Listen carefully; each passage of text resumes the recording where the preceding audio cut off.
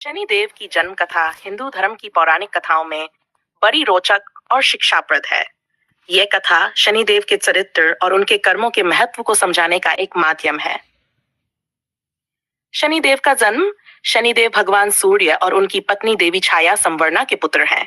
कथा के अनुसार सूर्यदेव की पत्नी संजा को उनके तेज और गर्मी के कारण उनके साथ रहना कठिन हो गया। इसलिए उन्होंने अपनी छाया संवर्णा को सूर्यदेव की सेवा में छोड़ दिया और स्वयं तपस्या करने चली गई। देवी छाया ने तपस्या और ध्यान में समय बिताया, जिससे उन्हें शनिदेव जैसे तेजस्वी पुत्र की प्राप्ति हुई। कहते हैं कि जब शनिदेव गर्भ में थे, देवी छाया ने कठोर तपस्या की और भगवान शिव की उपासना की। इसके प्रभाव से शनिदेव का जन्म अद्भुत शक्तियों के साथ हुआ। शनिदेव के रंग और सूर्यदेव का क्रोध। शनिदेव का रंग जन्म से ही काला था।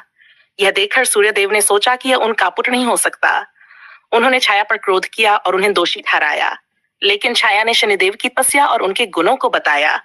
शनिदेव ने सूर्यदेव के इस व्यवहार से आहत होकर घोर तपस्या की। उनकी तपस्या से प्रसन्न होकर भगवान शिव ने उन्हें आशीर्वाद दिया और उन्हें न्याय का देवता बनने का वरदान दिया।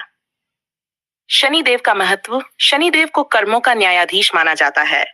वे मनुष्यों को उनके अच्छे और बुरे कर्मों का फल देते हैं। शनिदेव को यह विशेष शक्ति उनके कठोर तप और भगवान शिव की कृपा से प्राप्त हुई। शनिदेव को लेकर यह भी कहा जाता है कि उनका प्रभाव अनुशासन, न्याय और सच्चाई के मार्ग पर चलने के लिए प्रेरित करता है। उनके जीवन की कथा हमें सिखाती है कि चाहे कितनी भी कठिनाइयां हो, ईमानदारी और सच्चाई से डिगे बिना अपने कर्म करते रहें।